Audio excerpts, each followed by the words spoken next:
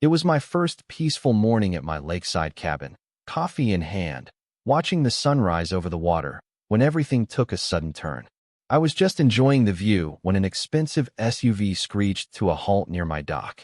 Out stepped Shannon Rodas, the HOA president, looking every bit the part.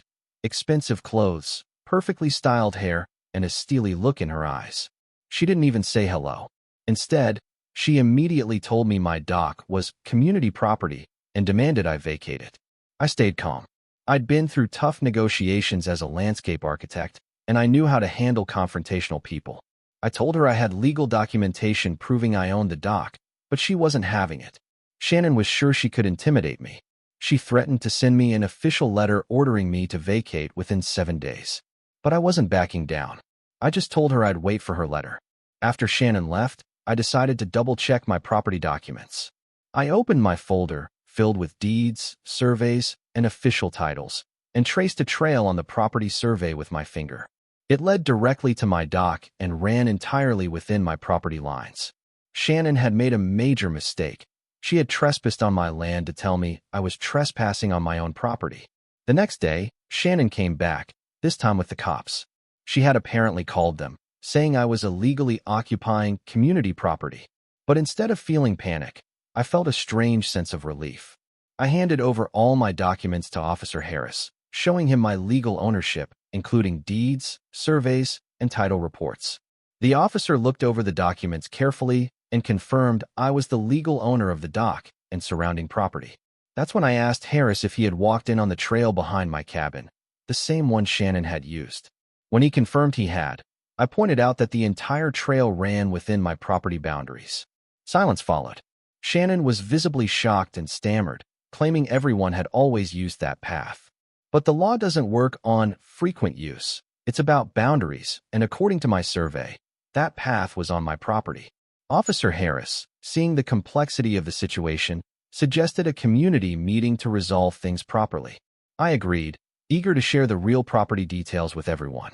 Shannon looked frustrated but had no choice but to go along with it. After they left, I made a call to the county records office and got an unexpected revelation.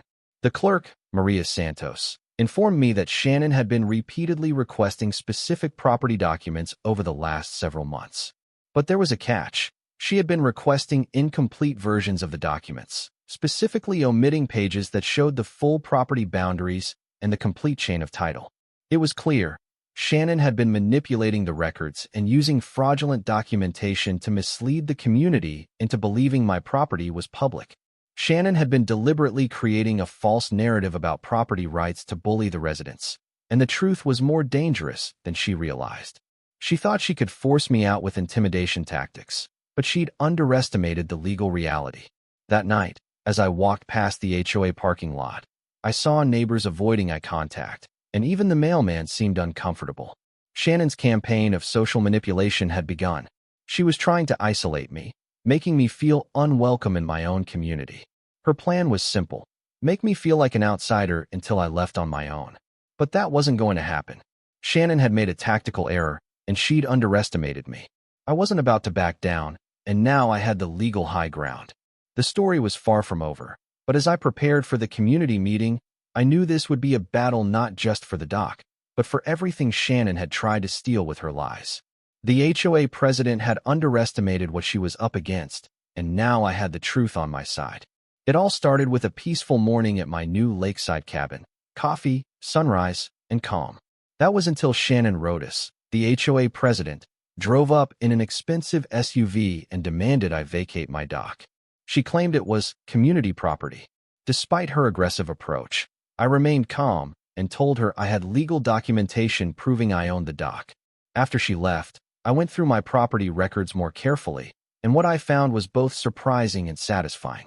The survey revealed that not only was my dock on my property, but the community had been using much more of it than I had realized. Trail access, a parking area, a maintenance shed, and even the mailbox cluster were all within my property boundaries. I couldn't wait for the community meeting, knowing I was about to turn the tables on Shannon's manipulations. The meeting that evening was tense. Shannon had already arrived, prepared with poster displays of property records that seemed official but were clearly doctored.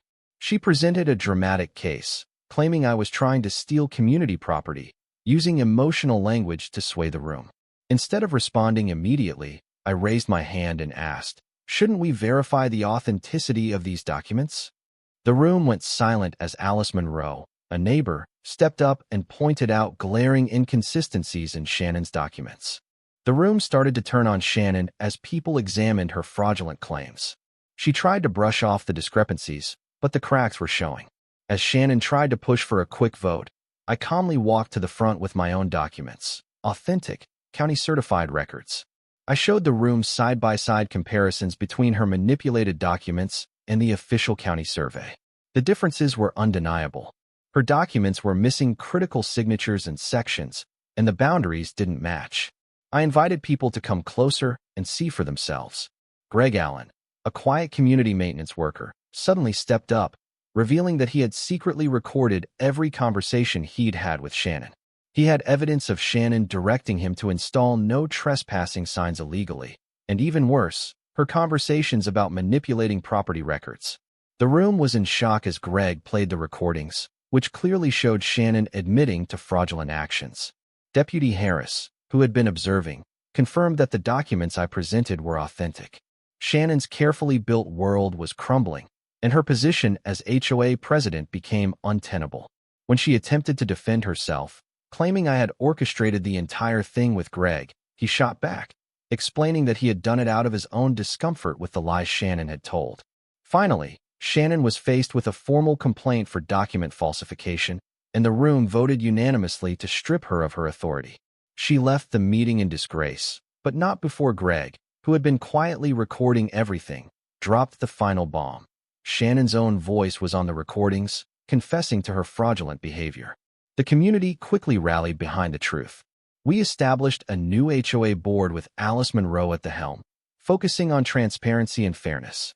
I decided not to push for revenge regarding the parking area that had caused so much tension.